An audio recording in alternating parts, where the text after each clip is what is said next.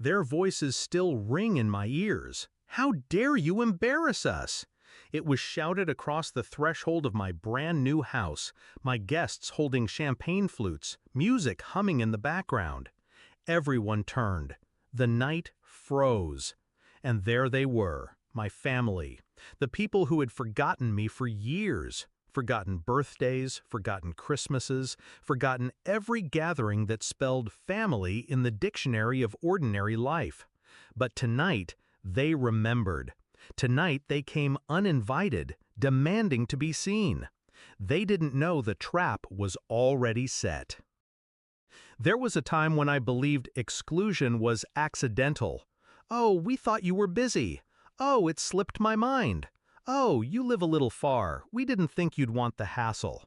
I swallowed those excuses like bitter medicine, again and again, until the pattern became impossible to deny. Every holiday photo uploaded without me. Every dinner table full, but with my chair absent. Every year, the same lie in a different dress. They didn't forget me. They erased me. And the cruelest part? I kept showing up anyway. Not at their dinners, no. I wasn't invited. But when their pipes burst, I was there. When their cars stalled, I drove. When bills piled up, I covered them. I was useful, never included. That kind of betrayal doesn't burn fast. It smolders. Years of slow ash building into something sharp enough to cut. The final break came last Christmas. I scrolled through social media and saw the smiling faces, my siblings, my parents, even the cousins I once babysat. A feast stretched across the table, candles glowing, laughter caught mid-frame. The caption? Family together.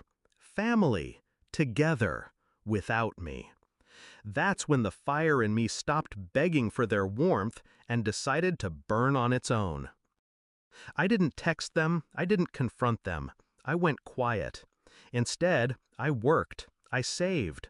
Every dollar I once spent on being their safety net, I rerouted into my own foundation. While they celebrated without me, I met with realtors. While they laughed at tables I was barred from, I signed papers. I bought a house.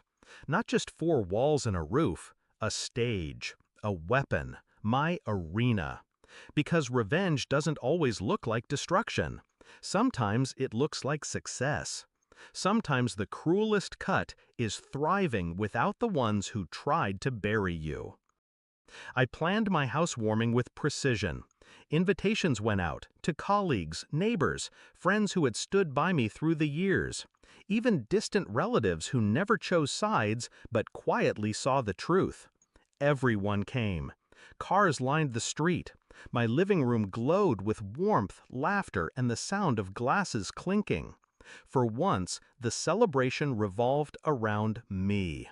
And then, like clockwork, my family showed up.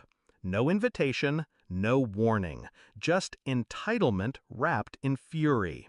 They walked in, scanning the crowd, realizing they were the only ones absent from my guest list. The air shifted. Whispers began. And then the shout, "How dare you embarrass us?" I turned to face them, calm, steady. The silence stretched like a held breath. Embarrass them? I stepped closer, every word deliberate, each one aimed like a knife. You forgot me for years. Every holiday, every dinner, every tradition you claimed was about family, you erased me from it. And I stayed quiet. I let you do it. But tonight, I didn't forget you. I excluded you. On purpose. Feel how it feels. Their faces drained. My sister shifted uncomfortably. My father's jaw clenched. My mother's eyes darted to the watching crowd, the truth unraveling around them. I didn't raise my voice. I didn't need to. The room was mine, the stage mine, the truth undeniable. They weren't embarrassed because I hurt them. They were embarrassed because I exposed them. I didn't wait for their reply. I turned my back on them and lifted my glass. My guests followed, the sound of laughter and conversation swelling again, drowning out the awkward silence my family carried like a shroud. They left soon after, and I stayed. For years, I begged silently for inclusion. Tonight, I gave myself something better: power. I didn't destroy them, I simply let the world see them for what they were. And I let them feel, if only once, the weight of being invisible. When I think of that night, I don't hear their shout anymore.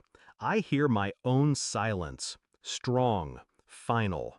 And if they ever ask me again how I dared to embarrass them, my answer will always be the same. I didn't embarrass you. I mirrored you, and you didn't like the reflection.